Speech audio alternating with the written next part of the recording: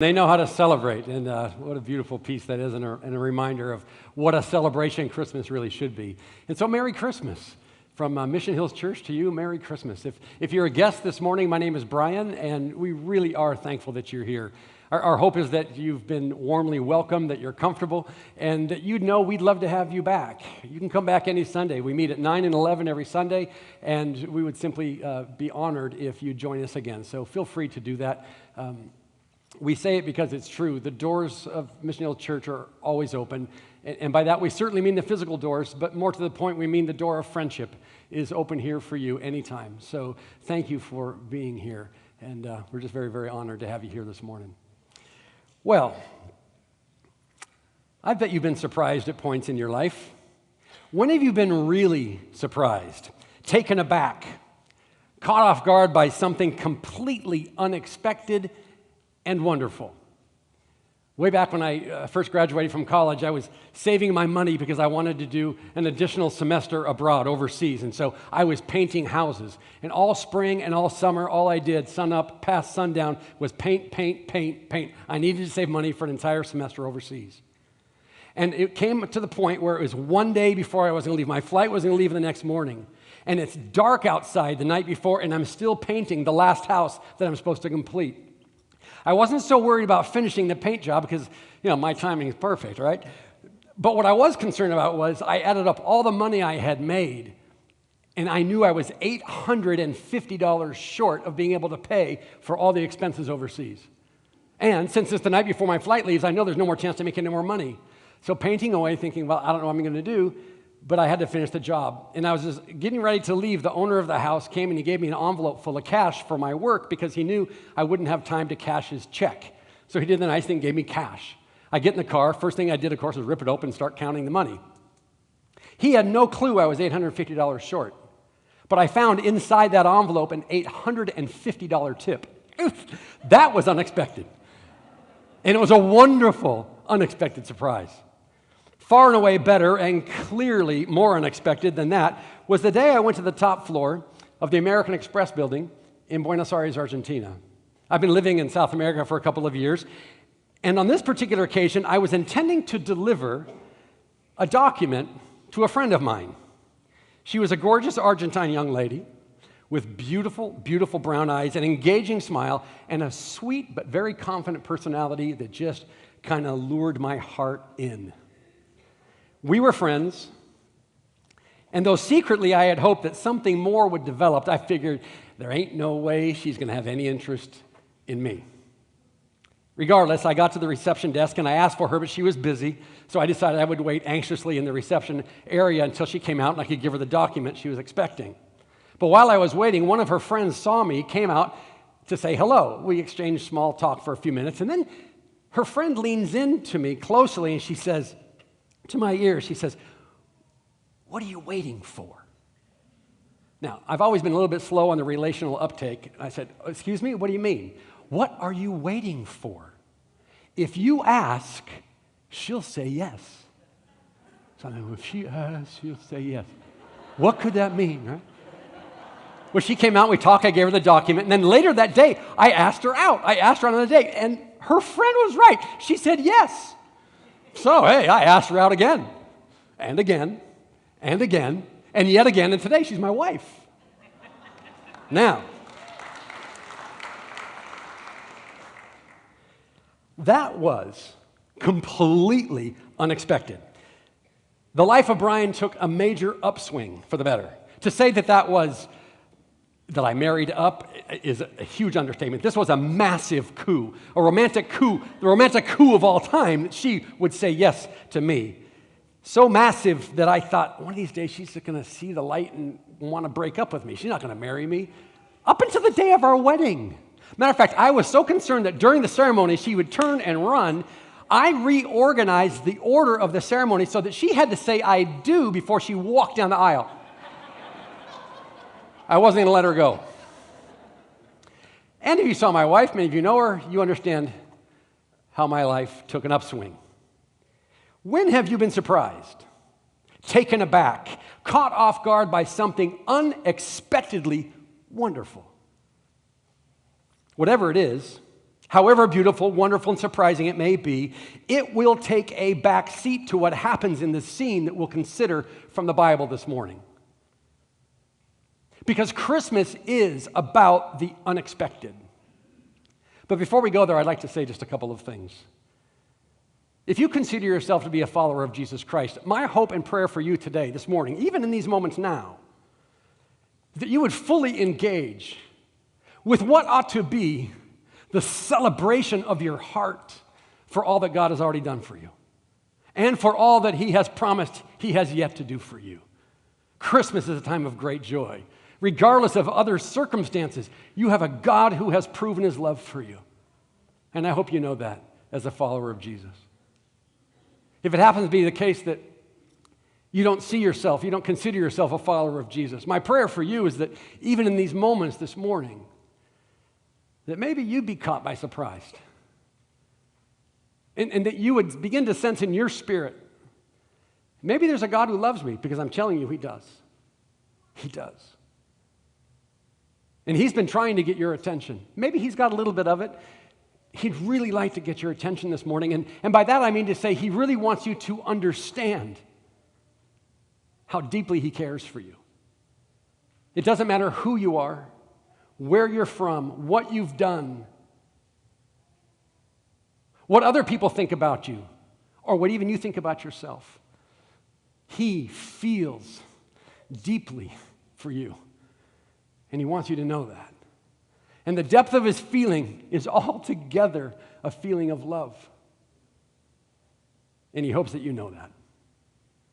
So Christmas is the story of the unexpected. And if you want to take notes, you can. You'll find in the back of your insert inside or the back of your program just a brief outline. There's 3 points. The first is this: Christmas is the story of an unexpected arrival.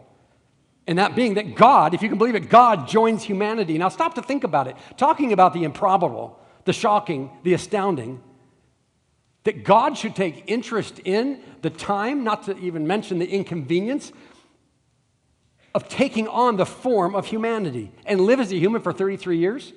Now that is unexpected. Given the chance and the power, would you choose to become a sow bug for 33 years? Because that transformation of you into a little teeny bug, a roly-poly, is nothing in terms of the degree of transformation that God went through in becoming one of us. But that's what the Bible affirms, that the virgin birth of God, the Son, Jesus Christ, that it did take place now over 2,000 years ago in Bethlehem of Judea, and the event was the defining moment in human history. The event was the defining moment in human history. That's what the Bible says. Here's how it's recorded, all throughout the Old Testament. There are hundreds of prophecies pointing forward to the Messiah. One of the most pronounced prophecies came 700 years before Jesus Christ was born, and the prophecy was given by Isaiah. And this is what he says to God's people. He says, "Therefore, the Lord Himself will give you a sign. Behold, a virgin will be with child." That hadn't happened before or since. "And bear a son, and she will call his name Emmanuel." And what does that mean? It means God is with us. That's what Isaiah said 700 years before the birth of Christ. Emmanuel doesn't mean a good man is with us. It doesn't mean a wise or a powerful man is with us, or an especially gifted man is with us. What Emmanuel means and what Isaiah meant was God is with us. That will be the name of the Messiah, because that will reflect what ultimately is true. In the Messiah, in Jesus Christ, we have God taking on humanity. As you get closer to the actual event, Luke in the New Testament, he records what took place. "Don't be afraid, Mary," the angel said to Mary as Luke records it, "for you have found favor with God. You will conceive and give birth to a son, and you'll name him Jesus. He will be very great and will be called the Son of the Most High. The Lord will give him the throne of his ancestor David, and he will reign over Israel forever. His kingdom, it's never going to end." Mary asked the angel, "But how can this happen? I'm a virgin." Remember the prophecy 700 years before? The angel replied, "The Holy Spirit will come upon you, Mary. The power of the Most High God will overshadow you. So the baby to be born will be holy, and he will be called the Son of God." Well, then roughly 9 months later, Luke records the actual event. That night there were shepherds staying in the fields nearby, guarding their flocks of sheep. Suddenly an angel of the Lord appeared among them, and the radiance of God's glory surrounded them. And just like you and me, they were afraid. They were terrified. But the angel assured them, don't be afraid. I bring you good news that will bring great joy to all people. The Savior, that's right, I'm talking about the Messiah, he says, the Lord. He's been born today in Bethlehem, the city of David, and you will recognize him by this sign. You will find a baby wrapped snugly in strips of cloth, lying in a manger. Well, there's the record of it. The Savior of mankind has come for us. Jesus Christ, born that day, here in our world. First, it should surprise us that God would make the trip to begin with, right? That he would even make the trip should surprise us. Second, to add to our surprise is the very unexpected way in which he got himself here. I mean, think about it. God, the almighty creator of the universe, the giver of life, the rightful ruler of all things, because he's the creator of all things, he was about to land here. Now, if you were the one that's going to plan that event, right? Even if you were God and you're planning your own event, don't you think you would make a big splash, right? You want a grand entrance. I mean, this is major news. God is showing up.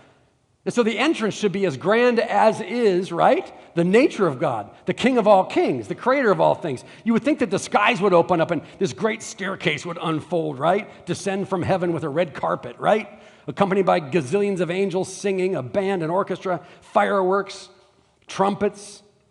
Something big, right? I mean, something. Make it memorable, God. You would think the whole earth. I mean, all right, so the Creator's feet. Now he's got feet. And they're going to land in Bethlehem. Don't you think the whole world should rock just by the impact of his landing here? And then in some sense, all of mankind would know that something spectacular, something of a global proportion, because that's what it is, had just happened. Don't you think that all of creation simultaneously should have felt something in that moment? There was one lone star. One star. That was it. No lights, no camera. Jesus' advance team, right? Every important person needs an advance team. Jesus' advance team? It was one guy, a homeless guy, who wore animal skins as clothing and ate honey and insects for a diet. That was his advance team. And a lot of people didn't even listen to him. One guy. Hey, Jesus is coming. There were no press releases, no interviews, no fanfare, no red carpet, no Anderson Cooper, no Christina Amanpour, no Don Lemon, no CNN, no Fox News, nothing. Instead, God sends one lone angel under the cover of night to share the news of God's arrival on earth to a band of simple, know-nothing, messy, smelly shepherds and their sheep. Okay, he sent one angel, and then another angel showed up and they sang, but they sang for the shepherds, and they only sang one song. That was it. Not only does God arrive without any fanfare, don't miss this. He comes as a baby. The fact that he would even come here is astounding.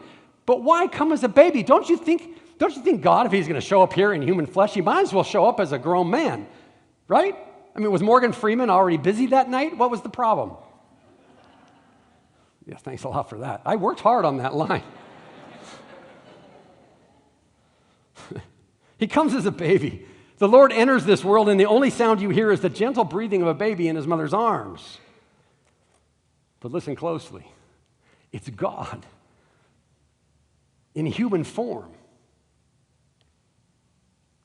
But that's just what we needed. That's what you needed. That's what I needed. If God had come in part to represent us, he needed, didn't he, to be one of us. And he would need to be able to fully identify with our kind of existence here as humans. We've needed a Savior who experiences what human life is really like. I mean, we all have challenges, right? And some of you, maybe many of you, have had real tragedy in your life. And when tragedy strikes, right, part of the pain is you're feeling something that nobody else is feeling at the moment, or maybe has ever felt. And it might be a heartbrokenness that some people will never have to experience it, but you are experiencing it. And your friends, they're well-intentioned, they're well-meaning, they'll come and say, oh, We love you, we understand, and inside you appreciate their care, but inside you're thinking, no, you don't. You've never experienced such a tragedy as this. And while you understand their intentions, it makes you in some ways maybe feel even more alone, that they think they understand. No, they don't. And you know the difference between that and then when someone comes your way that you do know has experienced the same type of tragedy that you're experiencing, and when they say, hey, I understand, it feels different, doesn't it? You feel an immediate connection with them because you recall this happened to them as well. How comforting and reassuring it would be if God understood such things. If he could truly identify and understand, if he felt our pain, if he felt our hurt, if God could only feel our disappointments and our turmoil, if only he knew how tired, how fatigued, how heartbreaking human life can be. Oh yeah, sure, he's God. If only he knew. But this is part of the wonder and the beauty of God's arrival in a manger as a baby. Because he enters fully into your human experience. He had to learn how to walk. He had to learn how to talk. He had to learn how to steady himself, probably hanging on to the coffee table his dad made in the work shed, right? He had to learn how to stand there and get his balance. He had to learn all those things. As a boy, Jesus undoubtedly skinned his knees, fell off the rope swing and out of the tree several times. Jesus had to learn to write the alphabet. He had to go to synagogue school. Jesus, get this, as a little boy, Jesus had to memorize the first 5 books of the Old Testament. Talk about pressure, and he had exams for that. He understands. If you're a college student, he understands your pressure. He's been there. Oh, and I bet he had a crush on the pretty brunette girl who lived across the street there in Nazareth. And I wouldn't be at all surprised if she broke his young heart saying, it isn't you, Jesus, it's me. Let's just be friends. Jesus, I feel your pain. And as a carpenter's apprentice to his father, he must have pounded his thumb time and time again, cut his knuckles with the saw or with the chisel that his dad taught him to use. But Jesus also knew something that we yet do not know. He experienced human death. He also experienced the death of a close friend, several of them. One was John the Baptist, who was beheaded. Jesus knew tragedy. Jesus cried without attempting to hold the tears back because he knew pain as a human being. Reverend Darrell Johnson from Regent College in Vancouver writes this way: God was a man so much a part of the fabric of human existence that he wept. Death was real to him, and death was wrong to him. It was real, and it was an intrusion, an ugly intrusion into the world that he had made. He could feel the heartbreak of Mary and Martha when they saw their brother die. He knew their pain, and he wept because he was one with them and one of them. But none of those experiences could compare to his own death, as I mentioned. He was given a death sentence. His execution was scheduled, and he was imprisoned in the basement, which was really a hole. Maybe you've been there. In the high priest's house. He spent his last night alone, cold, and thinking about the pain he would endure the following day when the sun rose. Friends, we need a Savior who understands us. So how is he going to understand unless he becomes like us? Now, I realize he's the creator God. So as God, he can understand us without actually being us, but there is a different type of understanding when you actually experience something. And so he chose to live like you and me. He chose to make himself vulnerable to the same vulnerabilities that you have. The possibility of loss, the possibility of betrayal, the possibility of tragedy. So Jesus really can say, God really can say, I understand your pain. But God didn't lower himself into humanity simply to be able to say, hey, I know what it's like. As unexpected as that was, added to that unexpected reality, he did something even more remarkable. Actually, it's confounding. Logically, it makes no sense. God had an unexpected plan, number 2, and that plan was his own sacrifice, the sacrifice of God. Now, the Bible tells us that we've all sinned. Don't check out right now. We can still be friends, even though I said that. Sin is not necessarily a positive subject. Quite frankly, I think that's a faulty conclusion. Sin, believe it or not, is a very positive subject because out of understanding the reality of human sinfulness, we can come to understand the solution for it. But I don't like someone that, points a bony moral finger at me and say, hey, Brian, you and sin, let's talk about it because you got a lot of it. I don't want to have that conversation. I start to flinch, right? But the Bible says we've all sinned. We've fallen short of what God expected us to be as human beings, globally and individually. And the Bible also is very clear about the consequence of that. Whereas God wanted a relationship with us because of my sin, I can't have one. That's not the end of the story. But that's the first chapter.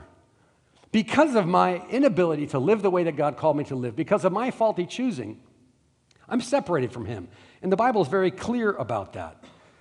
So maybe you're thinking, why did we come here for Christmas Eve? We could have gone down the street. I think I know the churches around here. They'd probably say the same thing, but don't stop listening just yet. Because in John 3:17, what a great verse.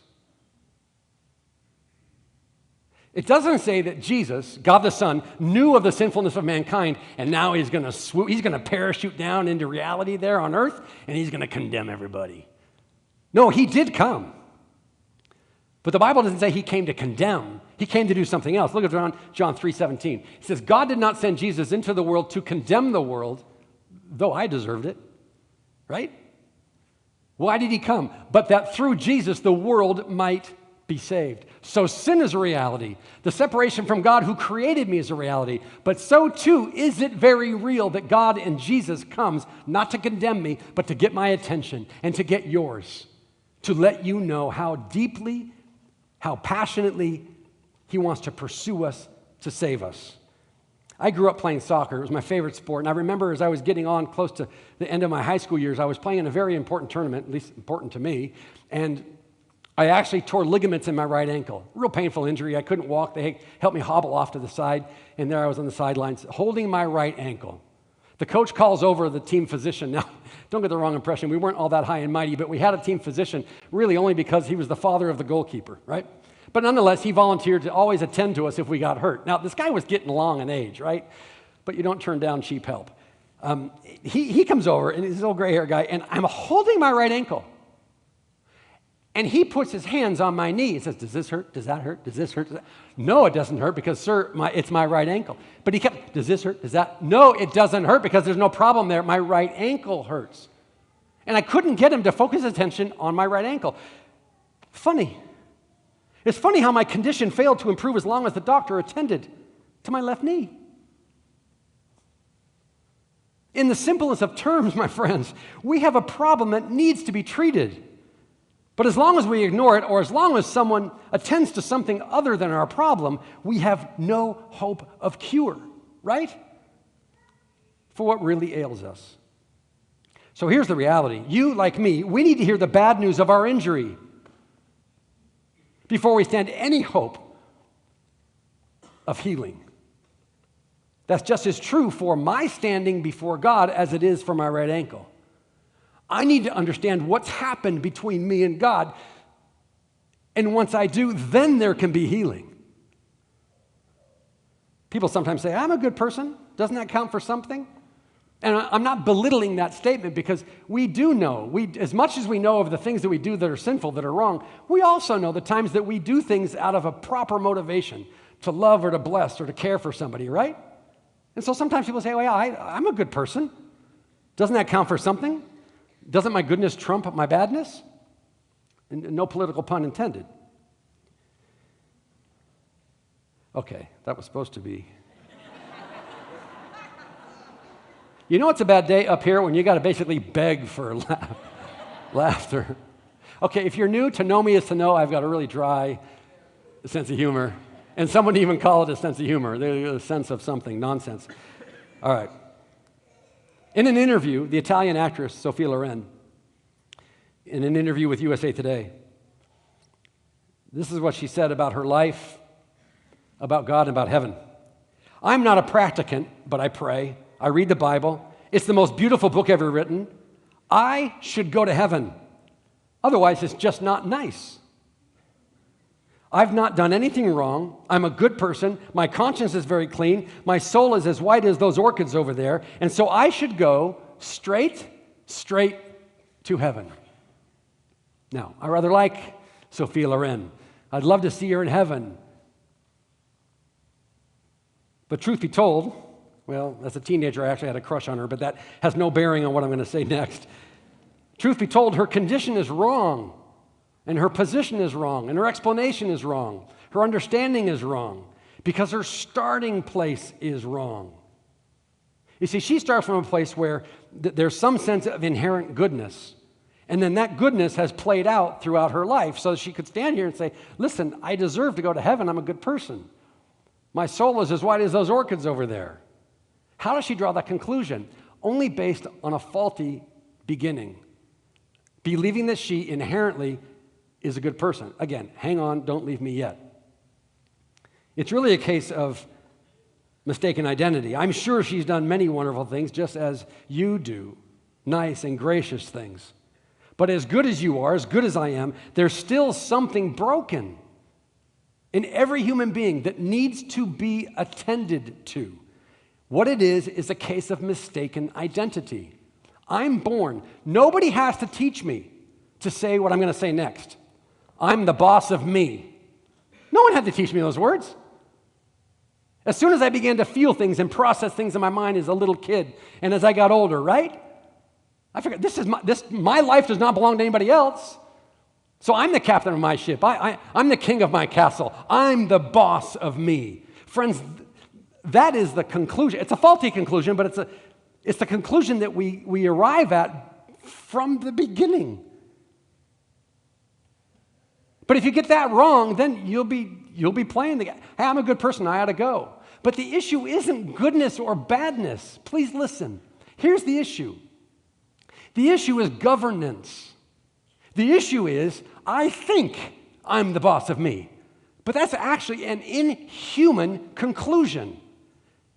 Because as we look at the Bible, the creator of the universe, who then placed us in this world, he created us that we would only function with him as the boss of me, of you. And so life can never be right from the beginning point if I conclude I'm the boss of me. Are we together? At least understanding what I'm saying. Self-governance. I mean, God told Adam, the first man, right? You have authority over everything in the garden. Matter of fact, everything on this earth, you have governance over. But the one thing you don't have governance over is yourself. I'll take care of you. I'll watch you. I'll guide you. I'll show you how to live. But you need to rely on me because self-governance is not a human quality. So it's not about goodness. It's about who's the one that says they're in charge of human life. So too often people focus on being good, and by so doing, they believe they ought to be saved by loving God. Long ago, back when they had that conversation, God and Adam, that's all right, God. I appreciate all your input. Man, listen, let's just be straight. You've done a lot for me, God, but I'm going to be okay. I'm going to be okay. You let me call the shots. I think I can do this thing called human life. After all, God, you're not a human, right?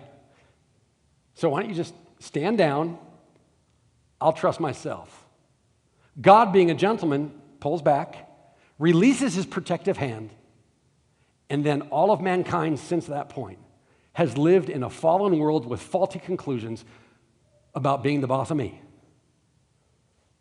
And we see the results of this every single day. For all the beauty of God's creation that we see around us, this world is far from the peaceful place he intended it to be. It was beautiful to see such expansive humanitarian efforts around the world to end hunger, to end thirst, right? To end poverty. Not to mention all the efforts that we see going on these days to end all forms of human exploitation, discrimination, and racism. This world is still far, far, far from the world God made it to be. As a population, we suffer from tragedy fatigue.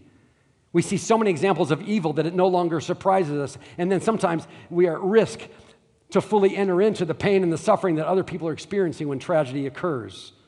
No sooner does the news coverage of the October 1st Las Vegas massacre end, and some lunatic truck driver runs down and kills 8 people in Manhattan. before they even clear up the crime scene in Manhattan. 4 days after that, 26 people are gunned down during worship in a small rural church in Texas. Tragedy fatigue. What's the next one? Oh, yeah. And I'm not suggesting we don't care, but I am saying it fatigues us. And it doesn't surprise us. Man's mistaken identity, that I'm the captain of my soul, I'm the king of my own domain, I'm the boss of me. This one faulty conclusion, this is propositionally true. That one faulty conclusion has led to all the wars in the world, to all the pain and sadness that man has ever known. It's what leads to injustice, unfairness, all the pain, tragedy, suffering, and every kind of evil that we see splashed across the ages and the pages of the human story. Everyone's saying, I'm the boss of me. We've all got it wrong. And if we're honest, we'll acknowledge that that's what also leads to all the sin and the suffering in our own lives. We were born, we were designed that God would be the protective one, governing over us, leading us, guiding us, showing us how to live, trusting Him, following His instruction, and we live just the opposite.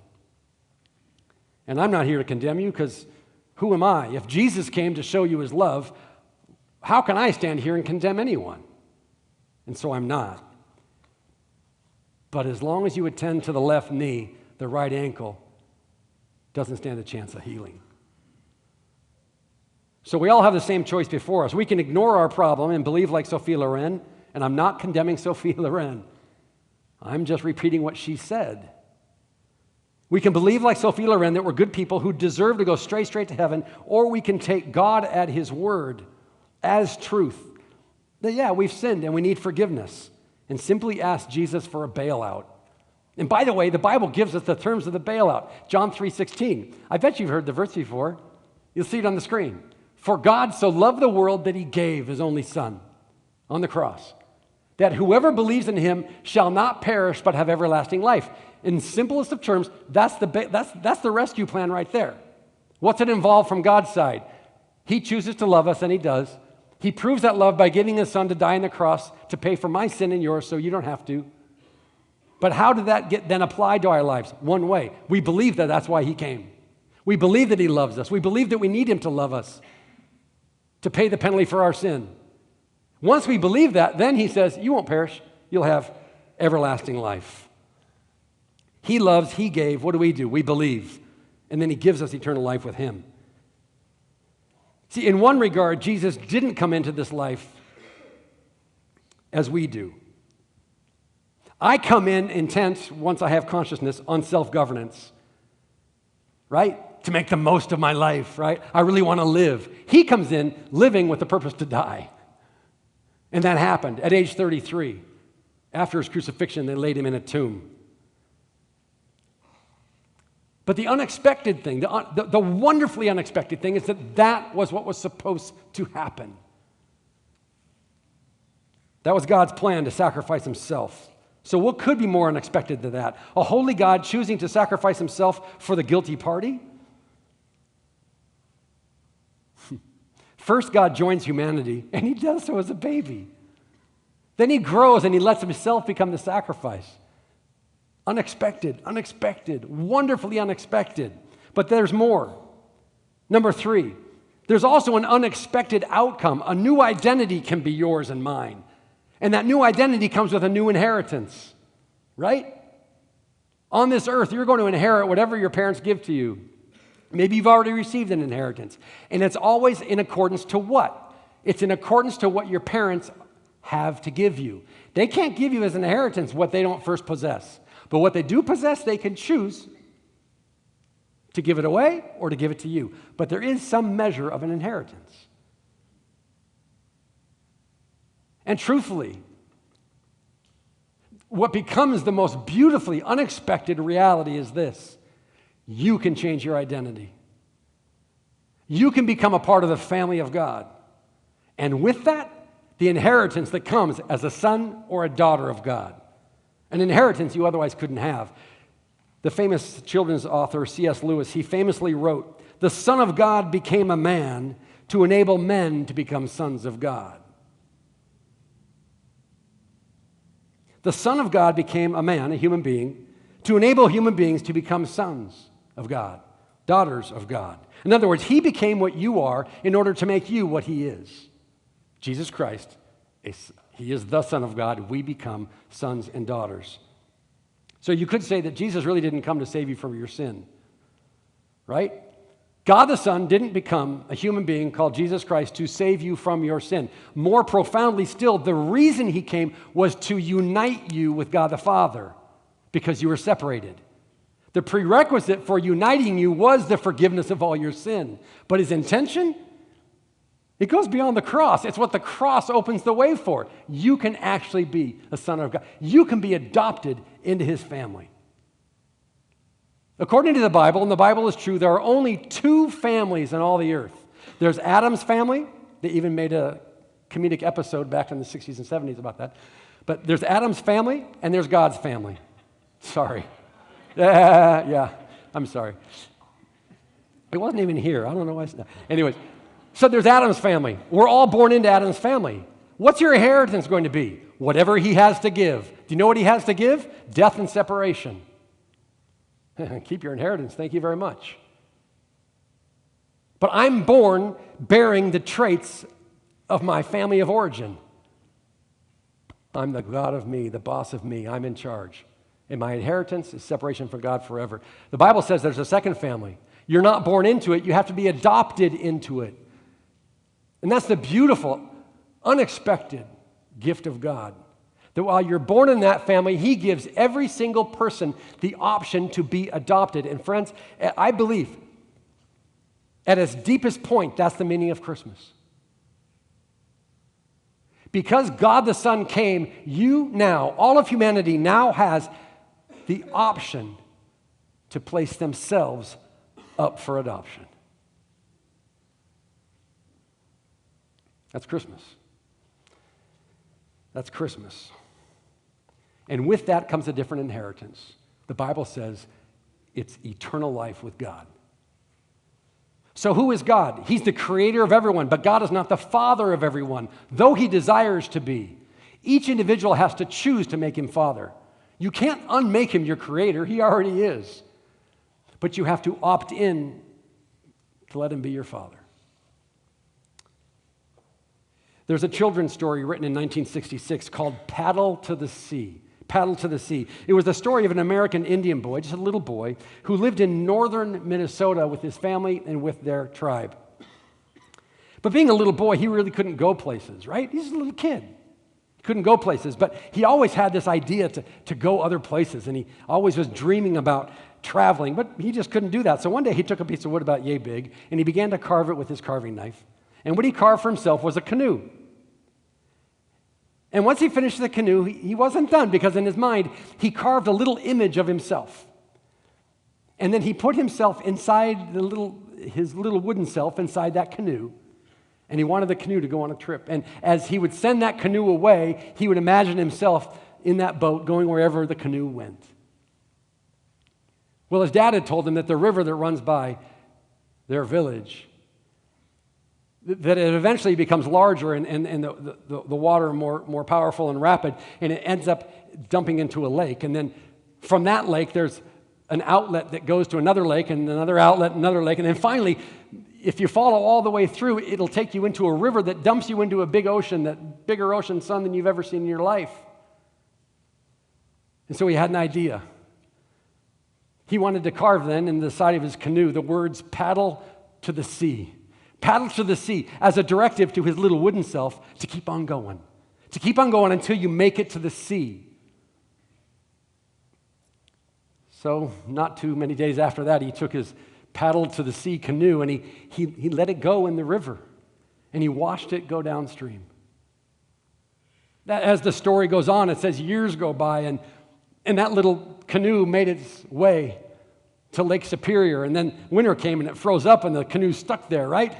But then in the spring it thawed and the canoe was starting to see some movement with the current, and it takes it through Lake Superior, and The book goes on to say, then into Lake Huron, and then it goes by Detroit, of all places, rather quickly in its own mind, and then goes through Lake Erie, and then on to Lake Ontario, and then finally, paddles to the sea, comes to the St. Lawrence River. And if you know anything about that part of geography, the St. Lawrence River, what does it do? It dumps you into the Atlantic Ocean, and paddles to the sea makes it.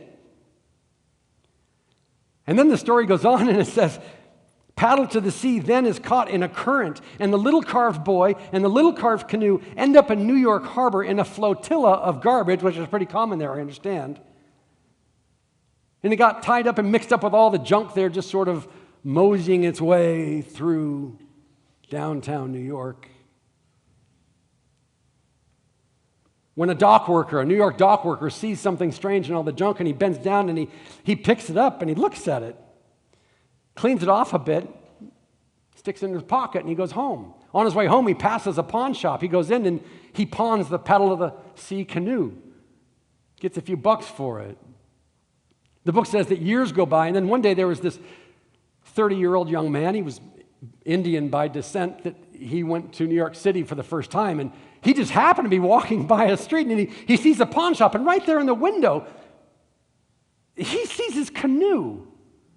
And he knows it's his. Why? Because there's only one canoe in all the world that says, paddle to the sea. He can't believe it.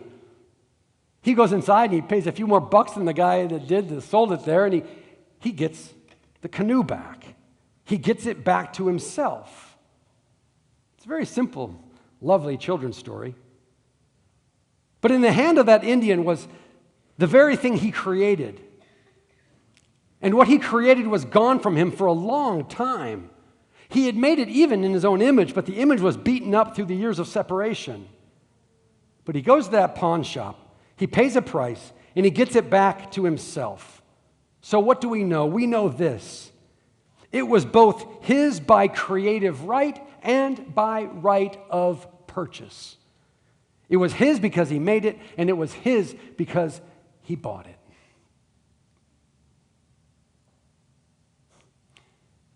To whom do you belong? Whose family do you belong to?